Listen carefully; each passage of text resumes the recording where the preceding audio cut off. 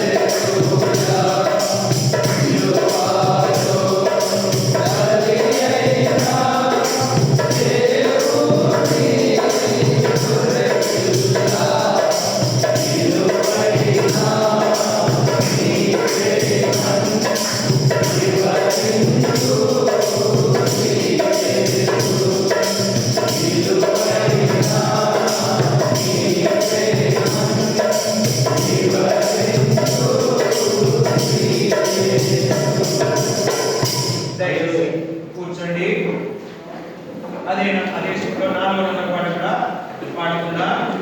4వ నంబర్ हिंदी में 246, हिंदी में 246, लाल भाई 246, निरंजन भाई नहीं आया 246 हिंदीలో తెలుగు పాట షీట్లో 4వ నంబర్ దాని కిందనే కలిసి పాడుకుందా. మరియకు సుతుడు గదరను జన్మించి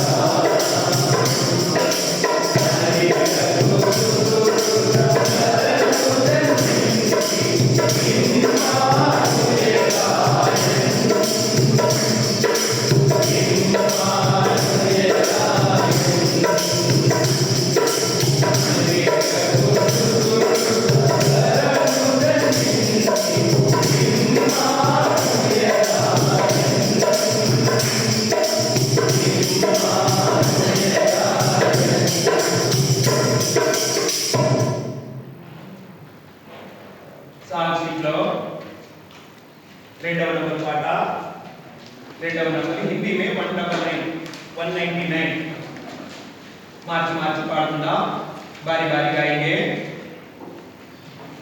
गाएंगे మార్చి మార్చి పాడుకుందాం 2వ నంబర్ పాట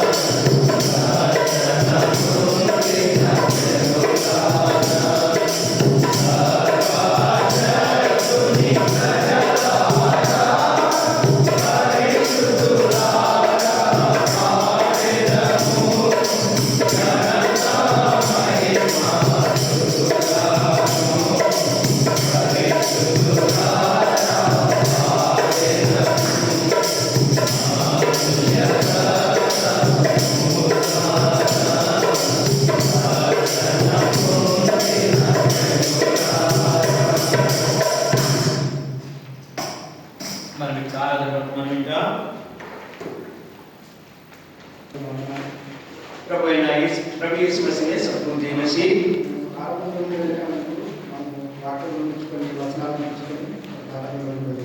हमारा धर्म में जाने से पहले परिशुद्ध ग्रंथ से कुछ वचन लेके हमारा धर्म में जाएंगे. पहले प्रभु की सहायता के लिए छोटा से प्रार्थना करेंगे.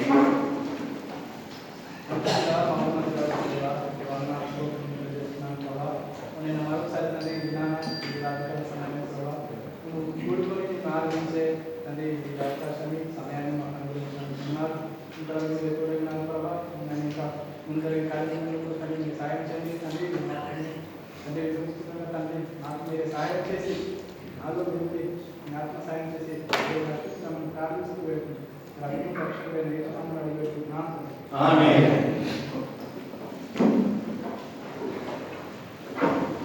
మత్తయి సువార్త 5వ అధ్యాయము 44వ వచనం చదువుకుందాం. मत्ती का सुसमाचार 5 अध्याय. मत्ती का सुसमाचार 5 अध्याय మత్తయి సువార్త 5వ అధ్యాయము 44వ వచనం. 40 అందరూ కలిసి చదువుకుందాం. सब मिलके पढ़ेंगे. 44 मत्ती का सुसमाचार 5 अध्याय 44. ఓకే. నేను మీతో చెప్పినదేమనగా మీరు పరలోకమందున్న మీ తండ్రికి కుమారులై ఉన్నట్లు మీ శత్రువులను ప్రేమించుడి, మిమ్మల్ని హింసించు వారి కొరకు ప్రార్థన చేయుడి. యేసు ప్రభువు సెలవిస్తున్నది ఏంటంటే మీరు శత్రువులను ప్రేమించుడు, మిమ్మల్ని హింసించు వారి కొరకు ప్రార్థన చేయండి. अपना दुश्मन को प्रेम करो और उन लोगों के लिए प्रार्थना करके बोल रहे प्रभु यीशु मसीह. పైన భాగంలో చూసుకుంటే మనకు ఒక మాదిరిని ఆయన చూపిస్తున్నారు. अब ऊपर थोड़ा वचन देखेगा तो एक रास्ता दिखा रहे प्रभु यीशु मसीह. మీరు పరలోకమందున్న మీ తండ్రికి కుమారులై ఉన్నారు. देखो जब परलोक में रहते वो पिता को अब बेटा बन के रहने के लिए. ఎందుకు? क्यों? ఎందుకంటే తండ్రి తన శత్రువులను ప్రేమిస్తున్నాడు. क्योंकि परमेश्वर ने अपना दुश्मन को भी प्रेम कर रहा है. దేవునికి కూడా శత్రువులు ఉంటారా? लेकिन परमेश्वर को भी दुश्मन है कि क्या? చూద్దాం దేవుని శత్రువులు ఎవరో. యాకోబు పత్రిక 4వ అధ్యాయం 4వ వచనం. देखिए या जाकब का पत्री 4వ అధ్యాయం 4వ వచనం. 4 का 4 जैकब का याकूब वो इब्रानियों के बाद में रहते ना. యాకోబు పత్రిక 4వ అధ్యాయం 4వ వచనం. 4 का 4 पढ़ेंगे. हाँ. వ్యభిచారులారా ఈ లోక స్నేహం దేవునితో వైరమని మీరు ఎరగరా? కాబట్టి ఎవడు ఈ లోకంతో స్నేహం చేయకూడనో వాడు దేవునికి శత్రువును. ఇది మనము దేవునిలోకి రాకముందు మన స్థితి. हम परमेश्वर को जानने से पहले हमारा स्थिति यही है. మనం లోకంతో స్నేహం చేస్తూ దేవునికి విరోధంగా వైరంగా ఆయన శత్రువుగా జీవిస్తున్నాం. दुनिया से दोस्ती करके और बहिर्गति में हम परमेश्वर का दुश्मन बन के जी के आया. లోకంతో స్నేహితులంత మాత్రమే మనం దేవునికి శత్రువుల మేలా అవుతాం. पर लेकिन दुनिया से दोस्ती करने से हम परमेश्वर को कैसा दुश्मन बन जाएगा? మొదటి యోహాను రాసిన పత్రిక 2వ అధ్యాయము पहला यूहन्ना 2 अध्याय 16వ వచనం. 16 वचन. మొదటి యోహాను పత్రిక 2వ అధ్యాయము 16వ వచనం. देखिए पहला यूहन्ना 2 अध्याय 16 वचन. లోకంలో ఉన్నదంతయు అనగా శరీరాశయు నేత్రాశయు జీవపుడమ్మను తండ్రి వల్ల పుట్టినవి కావు, అవి లోక సంబంధమైనవే. కాబట్టి మనం లోకంతో స్నేహం చేసి శత్రువులను ఎందుకు అవుతామంటే అవి తండ్రి వలన పుట్టినవి కావు. लेकिन क्योंकि दुनिया से अगर हम दोस्ती करेंगे तो दुश्मन क्यों बन जाएगा? क्यों? ये दुनिया में यही रहता है, इसी को हम फॉलो करते हैं. इसीलिए తండ్రి వలన కలిగినవి కాబట్టి శరీరాశ నేత్రాశ జీవగుణములు ఈ లోకంలో పుట్టినవి కనుక మనం వీటి వెంబడే వెళ్తూ వాటి మత్తులనే మనం ఉన్నాం కాబట్టి దేవునికి శత్రువులుగా ఉంటూ వస్తున్నాం. देखो ये परमेश्वर से नहीं बना है, क्योंकि शरीर का लालच और घमंडी का और आंखों का अभिलाष ये पूरा इस दुनिया का है. इसलिए ये परमेश्वर से पैदा नहीं हो गया. इधर वचन साफ सीधा बोल रहा है, तो इसलिए हम इसको फॉलो कर रहा है, इसलिए हम परमेश्वर को दुश्मन बन गया. కాబట్టి ఇలా ఉన్నప్పుడు మన మనసు ఎలా ఉంటుంది, మన ప్రవర్తన ఎలా ఉంటుంది? देखो हम इसमें रहने के टाइम में हमारा मन और हमारा परिवर्तन कैसा रहेगा? చూద్దాం రోమీయులకు రాసిన పత్రిక. देखिए रोमियो की किताब 8వ అధ్యాయము 8 अध्याय. रोमियो की किताब 8 अध्याय 7వ వచనం. 7 वचन. అందరం కలిసి చదువుకుందాం. రోమీయులకు రాసిన పత్రిక 8వ అధ్యాయము 7వ వచనం. देखिए रोमियो की किताब 8 अध्याय 7 वचन. हम सब मिलकर पढ़ेंगे. ఏదైనా శరీరానుసారమైన మనస్సు దేవునికి విరోధమైనది, అది దేవుని ధర్మశాస్త్రముకు లోబడదు, ఏమాత్రము లోబడ నేరదు. కాబట్టి మనం లోకంతో స్నేహిస్తూ ఈ లోకంలో మనము మునిగిపోయి దేవునికి విరోధంగా శత్రువులుగా ఉంటూ శరీరానుసారమైన మనసు గలవారని మనం అనుకుంటున్నాం. देखो इस दुनिया से दोस्ती करते हुए हमारा शरीर का लालच में गिर के डूब जाके और हम परमेश्वर को दुश्मन बन के जी रहा था. ఇక్కడ శరీరానుసారమైన మనసు కలిగి ఉండడం వల్ల మనం ప్రవర్తన ఎలా ఉందో ఇక్కడ చెప్తూ వస్తున్నాడు. మీరు దేవుని ధర్మశాస్త్రంలో మనం లోబడము, ఎంత మాత్రం లోబడ నేరం. जब इस शरीर का लालच में हम गिर जाता है तो परमेश्वर का वचन के अनुसार हम नहीं जी सकता है. इसीलिए ఎంత మాత్రం మన మాటను కూడా మనం జాగ్రత్తగా చూడాలి. देखो इधर कभी भी तुम लोग को शरीर का लालच में रहे तो परमेश्वर का वचन नहीं मानेगा बोल के लिखा हुआ है. శరీరానుసారమైన మనసు ఎంత మాత్రం కొంచెం కూడా మనకు అవకాశం ఉంది, ధర్మశాస్త్రంలో లోబడే అవకాశం అసలు ఉండదు. क्योंकि शरीर का लालच का मन रहेगा तो हम थोड़ा भी परमेश्वर को रेस्पेक्ट ओबीडियंस नहीं करते, हम उसकी इज्जत नहीं करता है. మనం దేవుని ఆరాధించాలంటే మనకు దేవుని గురించి ప్రత్యక్షత ఉండాలి. लेकिन परमेश्वर को आराधना करना है तो परमेश्वर का दर्शन रहना चाहिए.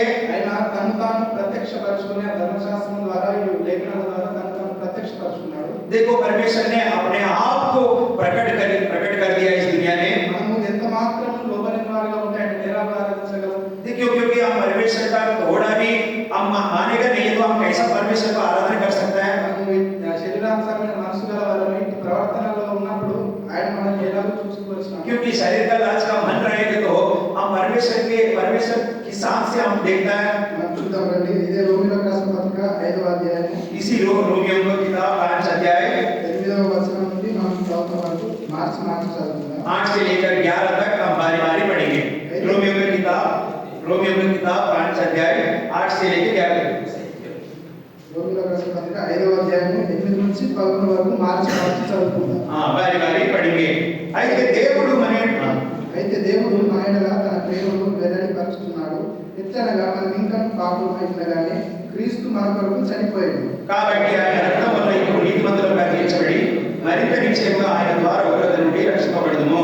ఏలైనగా శత్రువులమై ఉండగా ఆయన కుమారుని మరణము ద్వారా మనము దేవునితో సమాధానపరచబడిన వారమై ఆయన జీవించే చేత మరి నిశ్చయంగా రక్షింపబడుతుంది. అంతేకాదు మన ప్రభువైన యేసుక్రీస్తు ద్వారా మనం దేవుని యందు అతిశయపడుచున్నాం. ఆయన ద్వారానే మనం ఇప్పుడు సమాధాన స్థితి పొంది ఉన్నాం. ఇక్కడ మనం ఇంకా దేవుడు మన మీద తన ప్రేమని వెల్లడిపరుచుతున్నాడు. क्योंकि परमेश्वर ने हमारा ऊपर प्रेम को प्रकट किया हुआ है. వెల్లడిపరుచుతున్నాడంటే వర్తమాన కాలంలో ఈ పదాన్ని వాడాడు.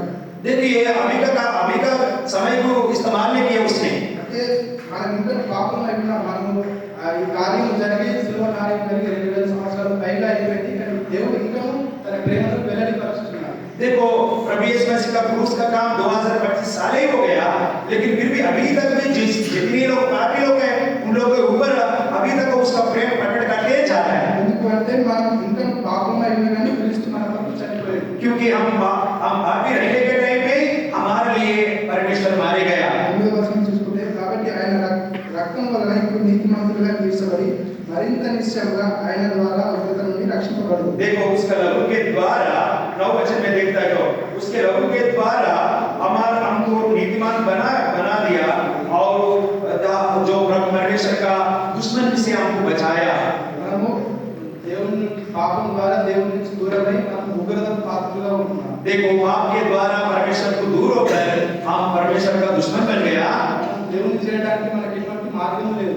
लेकिन क्योंकि हमको दूसरा कोई रास्ता नहीं था, యేసుక్రీస్తుని అంగీకరించడం ద్వారా ఆయన మనల్ని నీతిమంతులుగా తీర్చాడు. देखो प्रभु यीशु मसीह को स्वीकार करने के द्वारा हमको नीतिमान बनाया. ఎప్పుడైతే యేసు ప్రభుని మనం స్వీకరిస్తామో ఆయన మనల్ని నీతిమంతులుగా తీర్చుతాడు. क्योंकि प्रभु यीशु मसीह को हम कभी स्वीकार करता है वो नीतिमान बना देता है. నీతిమంతులుగా తీర్చడం అంటే ఆయన మన పాపములను క్షమిస్తాడు. క్షమించడం మాత్రమే కాదు, మనం ఎన్నడూ పాపం చేయలేదు అన్నట్టుగా మనల్ని మార్చుతాడు. देखो नीतिमान बनने का मतलब यही है कि हमारा पाप को क्षमा भी करेगा और आगे पाप नहीं करने के लिए भी वो सहायता करेगा. కాబట్టి ఆ ఉగ్రత పాత్రలోనే ఆ నాశనంకి వెళ్ళే మార్గంలో మనం ఉంటున్నప్పుడు ఆ నీతిమంతులుగా తీర్చి మనకు తండ్రి వద్దకు మనకు ద్వారాన్ని ఏర్పరుస్తాడు. देखो हम पाप करके और हमारा दुश्मन का रास्ता में, हम पाप का रास्ता में, नाश होने का रास्ता में हम जा रहा था, लेकिन परमेश्वर ने अपने लहू के द्वारा परमेश्वर का पास लेके आया. నీతిమంతులుగా తీర్చబడిన देखो नीतिमान बनने के बाद प्रभु यीशु मसीह के द्वारा परमेश्वर के पास पहुंचने के लिए हमको एक रास्ता मिल गया।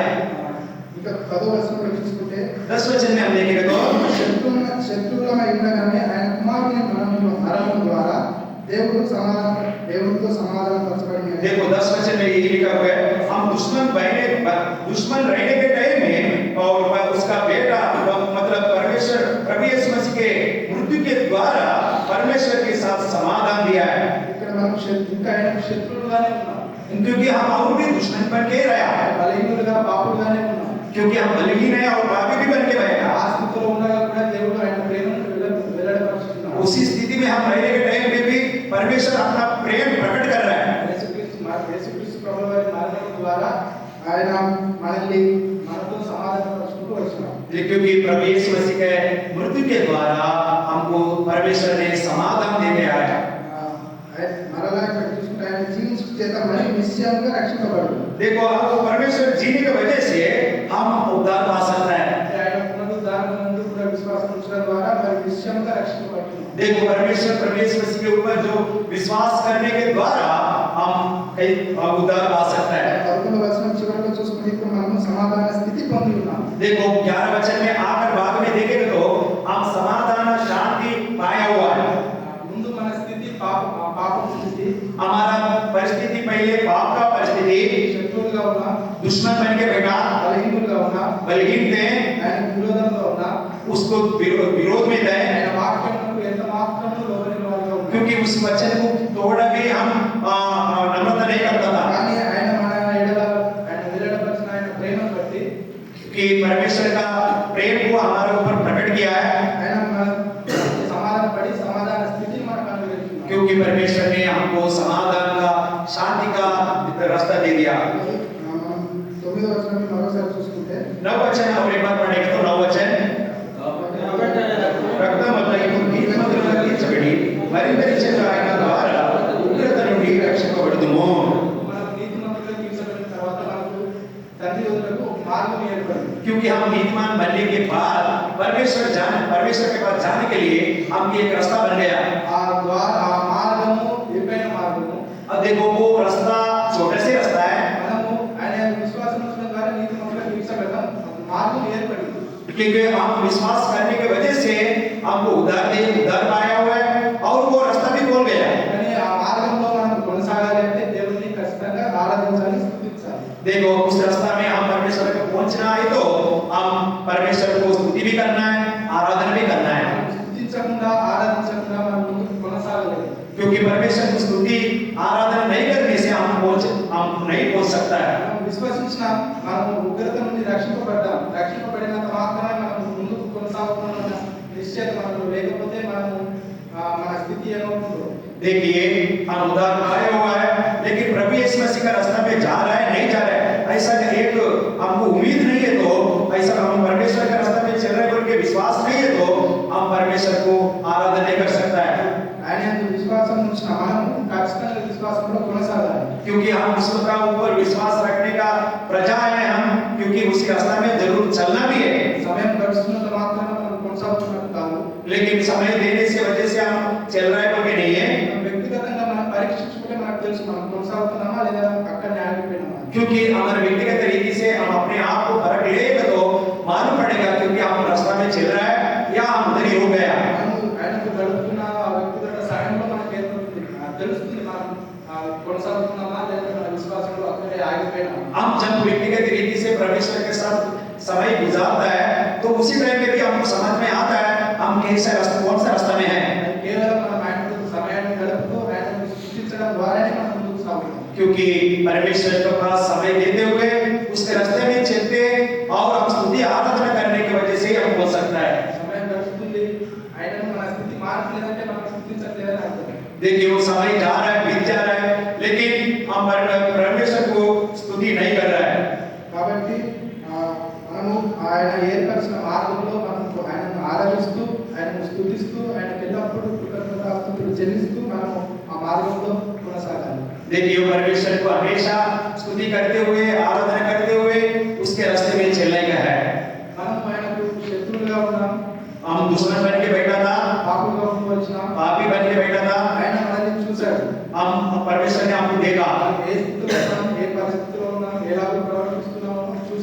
क्योंकि हम कैसे परिवर्तन है, क्या कैसे जिंदगी बिता रहा है, जी रहा है, वो हम परमेश्वर हमेशा देख रहा था। యేసుక్రీస్తు ప్రభుల ద్వారా ఆయన శిలువ మరణం ద్వారా ఆయన మనల్ని విమోచించాడు, విడిపించాడు. प्रभु यीशु मसीह के द्वारा, क्रूस का मृत्यु के द्वारा और उसके लहू के द्वारा आपको उद्धार पाया हुआ है, ఆయన మనకు నిబంధన కూడా చేస్తూ వచ్చాడు. क्योंकि उसने हमको एक निबंधन भी किया है। మనము యోహాను సువార్త 3వ అధ్యాయం యోహాను సువిశేష 3వ అధ్యాయం 16వ వచనం. तीसरा अध्याय 16 वचन एक प्रॉमिस भी किया है, मतलब యోహాను సువిశేష 3:16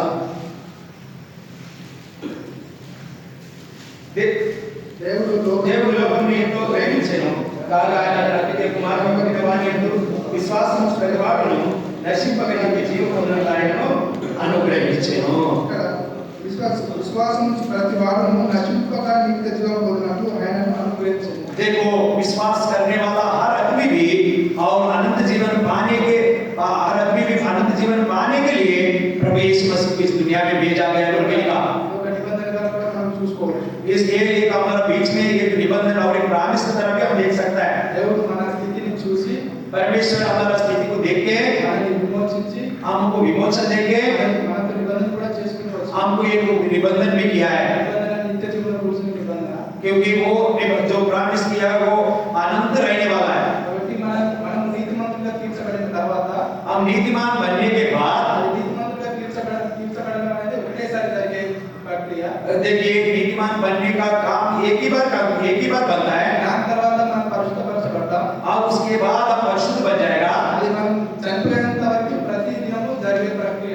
क्योंकि हम मरण होने के तक भी हर दिन जो होने वाला काम है वो। కాబట్టి మనం అందులో కొనసాగాలి అంటే దేవుడు మనల్ని పరిశుద్ధపరుస్తున్నప్పుడు మనం ఎదుర్కొనే పరిస్థితులు, సవాళ్ళు వీటన్నిటి నుండి మనం గట్టిగా స్థిరంగా నిలబడాలి అంటే ఆయనను స్తుతించాలి, ఆరాధించాలి. देखो, हमारा विश्वास का जिंदगी में चलने के टाइम में हमारा बहुत घटिया मुश्किल का हर परिस्थिति आता है, लेकिन उसको जय पाने के लिए हम परमेश्वर के साथ आके आराधना स्तुति हमेशा करने वाला रहने का। కాబట్టి ఆయన మనల్ని నీతిమంతులుగా తీర్చి ఆ మార్గం ఏర్పరిచారు కాబట్టి అందులో మనం కొనసాగుటకు మనం ఆయనను ఆరాధించాలి.